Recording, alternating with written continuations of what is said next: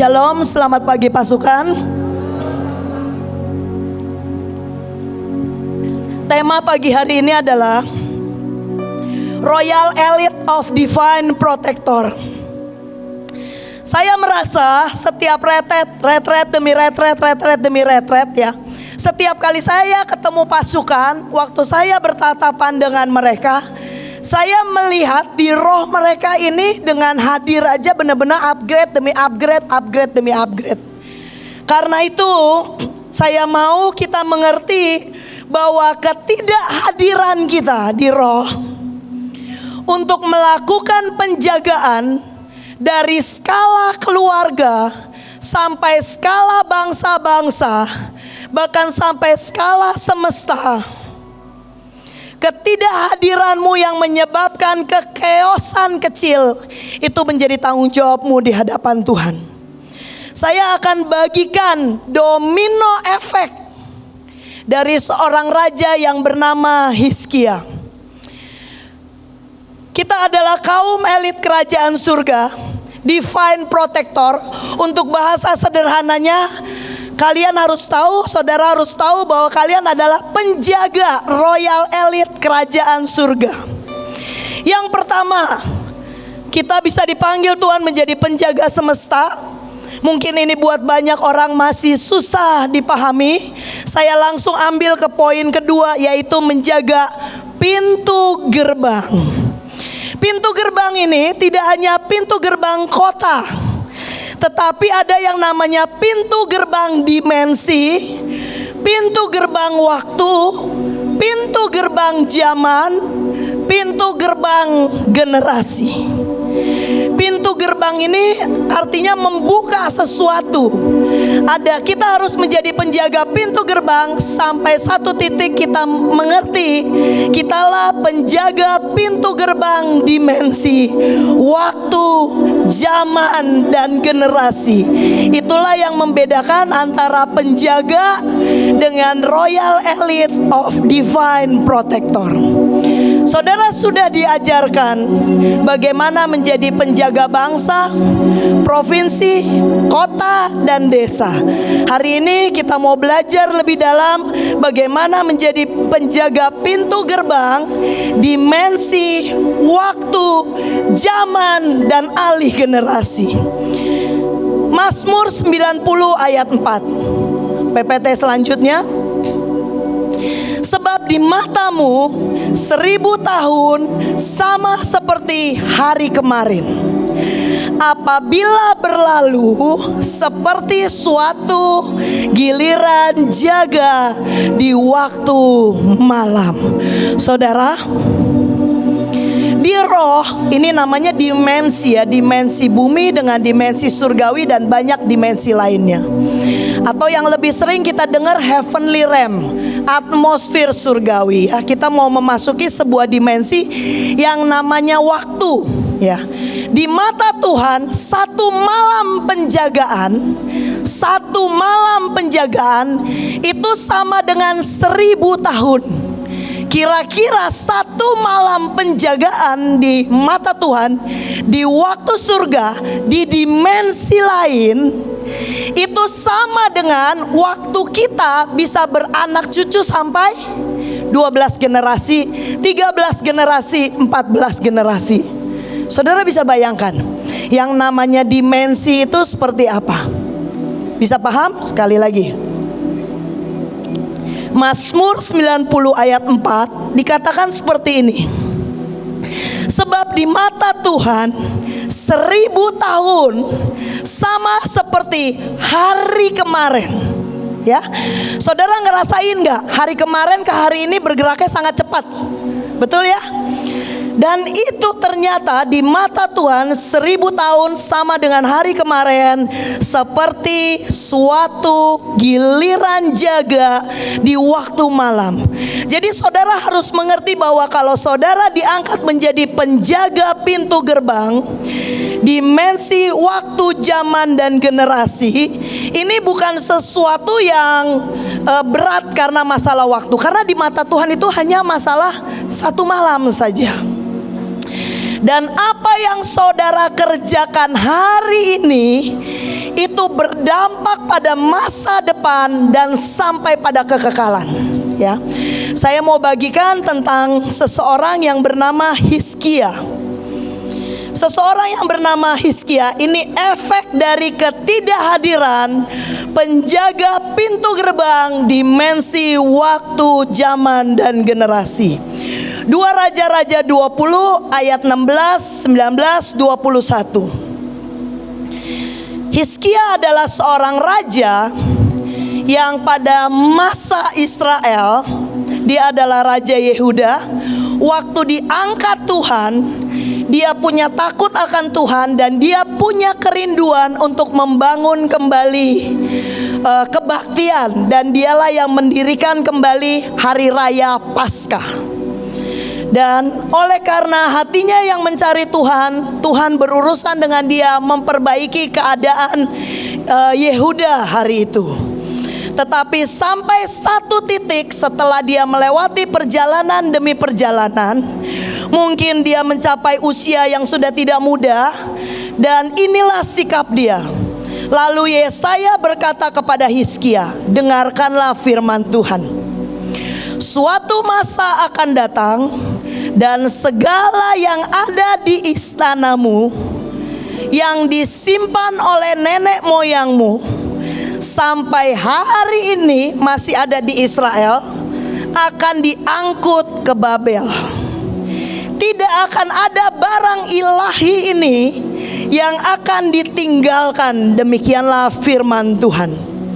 Dan dari keturunanmu yang kau peroleh akan diambil orang menjadi budak di kerajaan lain.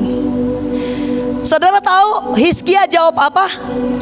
Sungguh baik firman Tuhan yang kau ucapkan, dan pikirnya asal ada damai dan keamanan di seumur hidupku.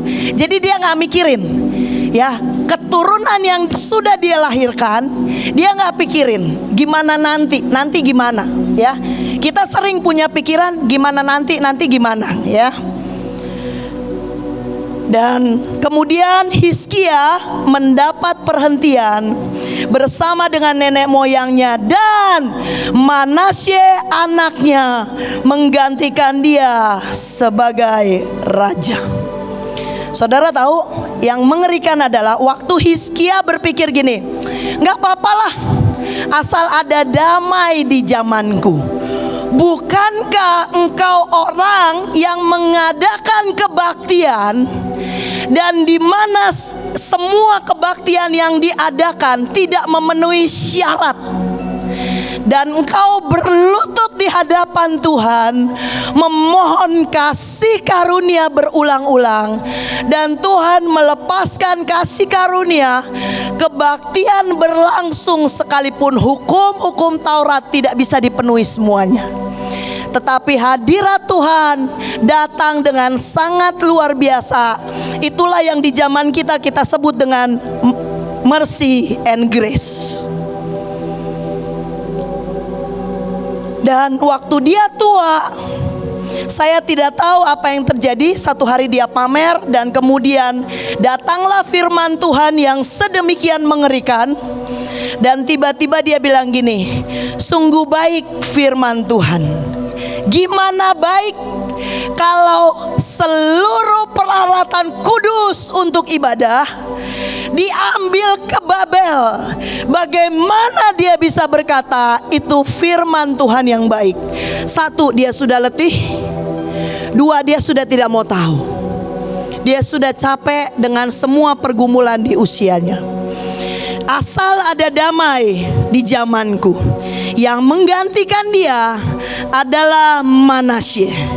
Dan demikianlah firman Tuhan atas Manasye, supaya kita tahu bagaimana keturunan yang berlanjut ini mengerjakan Israel dan memerintah selanjutnya di Yehuda. Saudara bisa lihat bagaimana Miel dengan Elion. Saya menyaksikan mereka dari bayi, dan sejujurnya saya sungguh melihat, sungguh benar apa yang sudah diperangi oleh keturunan atas, maka dia tidak perlu memeranginya lagi dan dia tinggal menerima semua blessing itu. Saya lihat dari dia kecil, mereka sudah punya irama yang senada gerakan tubuhnya dengan pujian penyembahan di depan. Kalau saya lagi gendong Elion, irama tubuhnya waktu dia dengar lagu Kados, Kados, Kados, itu irama tubuhnya berubah. Dari gerasak gerusuk dia menjadi tenang dan dia memberikan atensi. Kalau saudara dekat dengan seseorang ya, bahasa tubuhnya semua itu akan mendapat atensimu sangat gelombangnya. Dan pada waktu lagu pujian penyembahan, getar badannya beda lagi. Dia goyang, gatal, dia pengen ada di sini dan langsung menari ya. Itu otomatis ya.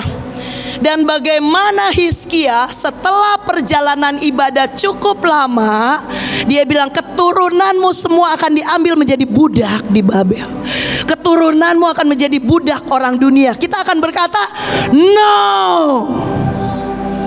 sebab saya royal,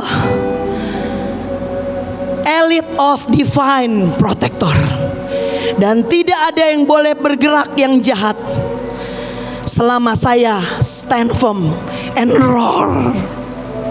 Itu identitas kita. Dan demikianlah firman Tuhan. Saudara tahu ya, apa yang dibilang Hizkia ini efeknya sampai kita hari ini. Jadi gak cuma dia doang. Saya bilang ini bicara dimensi, waktu, dan ahli generasi ya. Ini lihat urutannya ya. Waktu dia masa bodoh, ini yang terjadi pada anaknya. Tuhan berfirman kepadaku, sekalipun Musa dan Samuel berdiri di hadapanku, hatiku tidak akan balik kepada bangsa ini. Waduh. Usirlah mereka dari hadapanku, biarlah mereka pergi. Mahanaim membuat lagu, jangan biarkan kami pergi.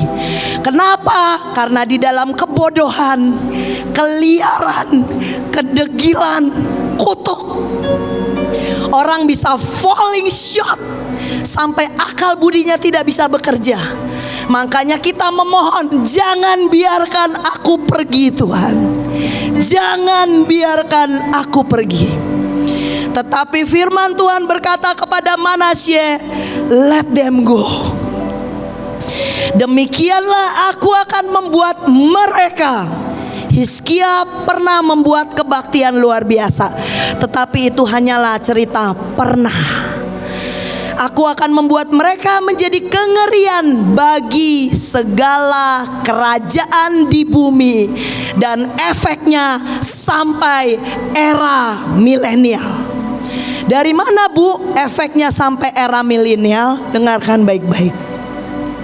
Demikianlah aku akan membuat mereka Israel menjadi kengerian bagi segala kerajaan di bumi, oleh karena segala apa yang dilakukan oleh Manasye bin Hizkia, anaknya Hizkia, namanya Manasye, raja Yehuda di Yerusalem. Demikian firman Tuhan di Yeremia 14, bahwa musim kering untuk mereka. Saudara mau tahu musim kering apa yang paling mengerikan? Apakah waktu padi kita kering, tanaman kita kering, ternak kita kering? Tidak ada musim yang paling mengerikan. Musim kering apa? Kering hubungan dengan Tuhan. Buat saya bahkan itu lebih dari maut. Saudara tahu, cintanya membuat dia pergi ke maut dan merebut kita. Tetapi kekeringan hubungan dengan Tuhan, dan pada waktu dia memalingkan wajahnya, itu adalah kekeringan yang bahkan lebih dari kematian.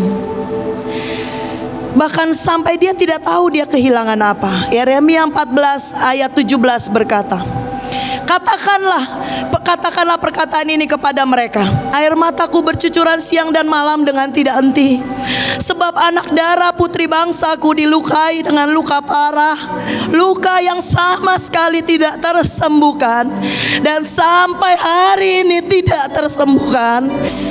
Dan ayat selanjutnya dikatakan, peperangan yang hebat mulai terjadi, dan itu terjadi sampai hari ini.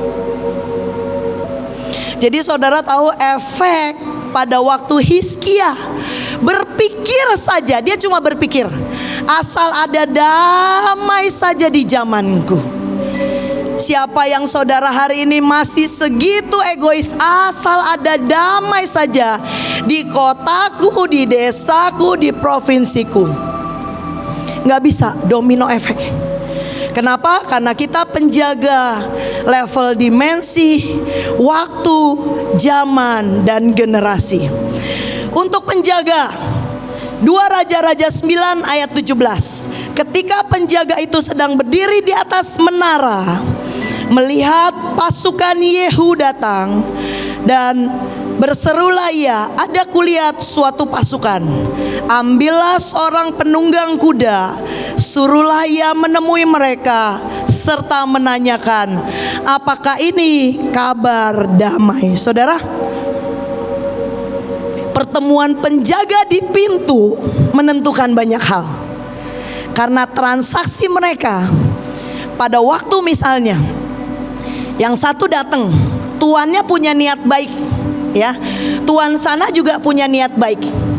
Penjaganya ketemu di kota, dia menyampaikan, dia tidak memberikan informasi dengan spirit yang tenang, ya, maka dia salah balik, ya, salah pemilihan kata saja, merangsang sesuatu di raja ini, dan raja ini melempar sesuatu, itu perang bisa terjadi. Jadi pertemuan penjaga di pintu gerbang menentukan apakah negara itu akan berlangsung damai, membawa keselamatan atau kecelakaan. Jadi saudara harus mengerti, sebagai penjaga bangsa, provinsi, kota, desa, dan hari ini Tuhan mengangkat kita menjadi royal elite, divine protector. Banyak yang harus kita perhatikan. Keterlambatan penjaga kapal Titanic, saudara mau tahu nggak dia telatnya gimana? Dia kedinginan. Jadi dia kan pegang teropong terus dia kedinginan. Dia cuma taruh teropongnya, terus dia gosok-gosok tangannya karena dia dingin. Begitu dia ambil teropong lagi, hanya dalam hitungan detik, saudara mau tahu apa yang terjadi? Tiba-tiba baru kelihatan gunung es itu. Dan mereka cuman punya waktu 2 jam. Tapi kalau dia tidak fokus, dia kedinginan, mungkin dia sudah lihat jauh-jauh, dan rescue bisa datang dengan tidak terlambat. Jadi sebagai penjaga, Anda menentukan banyak hal. Perkara dimensi, waktu, zaman, dan generasi. Retret ini diadakan untuk menentukan bahwa tahun ini tidak akan ada resesi. Tahun ini ditentukan menjadi tahun resepsi. Tahun ini menjadi tahun kita meradiasi bangsa-bangsa dengan terang Tuhan dan kebenaran. Sebab 7 sumpah akan mencengkeram bumi dengan kuat, dan kebenaran akan mengerjakan dirinya sendiri, meradiasi lewat seluruh penjaga dan lewat apapun, untuk mata kita menyaksikan apa yang dijanjikan berabad-abad, bahwa bumi akan dipenuhi kemuliaan Tuhan. Akan kita saksikan tahun ini 2025. Saudara harus perhatikan bahwa penjaga itu juga turun temurun. 1 Tawaris 9 ayat 19, bahwa orang-orang Korah mempunyai tugas jabatan sebagai penjaga-penjaga ambang pintu kemah, seperti bapak-bapak mereka bertugas di perkemahan Tuhan sebagai penjaga-penjaga pintu masuk. Jadi penjaga itu juga panggilan turun temurun. Kenapa? Karena itu menjaga dimensi, waktu, zaman, dan generasi. Hari ini kita akan belajar mengayunkan pedang kita. Apa yang kau ayunkan, saudara tahu bagaimana cara mengayunkan pedang? Hari ini ambil pedangmu. Saya pernah meletakkan pedang saya cukup lama. Dan tiba-tiba waktu banyak hal terjadi, saya mengerti gak usah cukup lama. Sebentar aja kamu taruh, maka iblis akan bergerak dan kekeosan akan terjadi. Saya mulai banyak bertobat. Saya gak tahu ya, belakangan ini kalau saya tidur entah jam berapa, tiba-tiba Tuhan itu mungkin udah capek bangunin saya pakai alarm ya. Karena kalau jam 1 gitu saya gak terlalu mau bangun. Buat saya bangun tuh nanti jam 5, jam 4 gitu ya. Nah kalau dibangunin jamnya fleksibel, saya itu memang agak susah bangun. Karena buat saya jam berdoa tuh jam 4, jam 5. Saudara tahu, saya ini sudah berkali-kali sampai saya kira gempa. Saya sampai loncat dari kasur karena saya kira gempa. Kenapa? Karena badan saya shake. Dan saya tahu itu waktunya berdoa dan berjaga. Dan saya tahu kalau ada kekeosan, maka itu tahu nggak tahu, mau tahu nggak mau tahu, ya kita bisa pretend don't know and don't care. Itu tanggung jawabmu dengan saya. Sebab hari ini Roh Tuhan mengerjakan penciptaan Divine Protector Royal Elite. Hari ini kita akan belajar stand firm. Efesus 6 ayat 14. Selengkap senjata pertama. Itu bukan pedang atau yang lainnya, tapi selengkap senjata yang pertama adalah berdirilah tegap.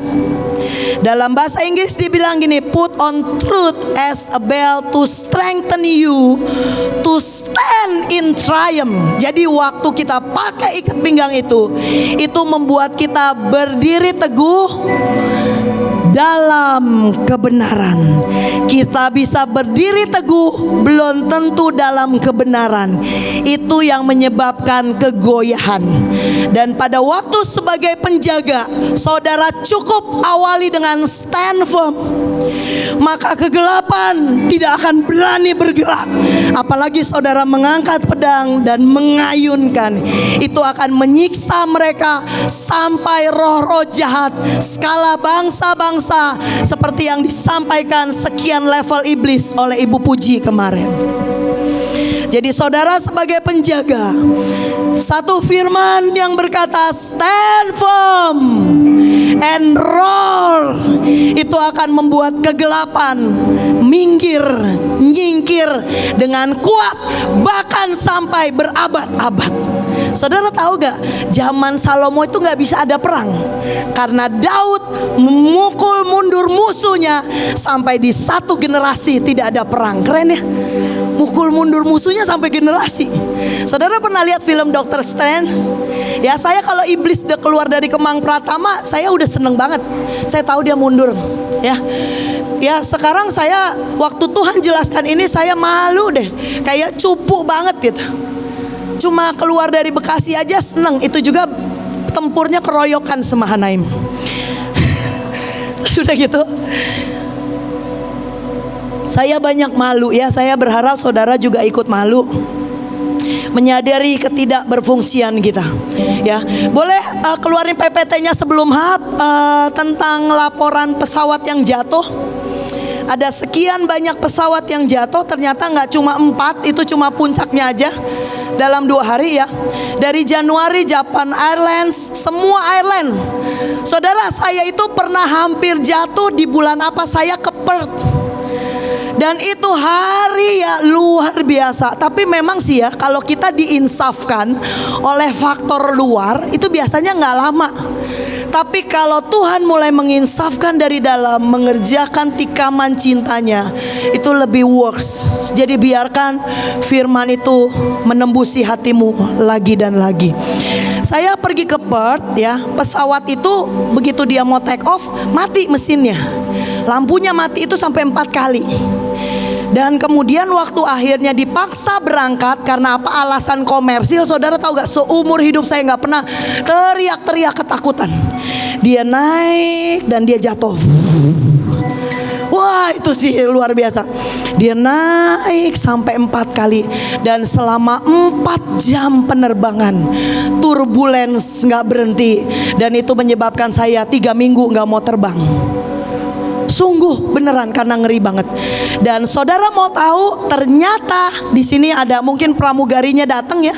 Dia bilang gini, di Airlines Air Asia ya. Nanti tolong di-cut, kasihan Air Asia ya. Dibilang gini, memang kata peramal pesawat itu akan jatuh. Dan ada penumpang yang melihat kebocoran oli yang hebat dari belakang mesin. Dan kemudian mereka berkata, naikkan kru yang Kristen aja di pesawat itu.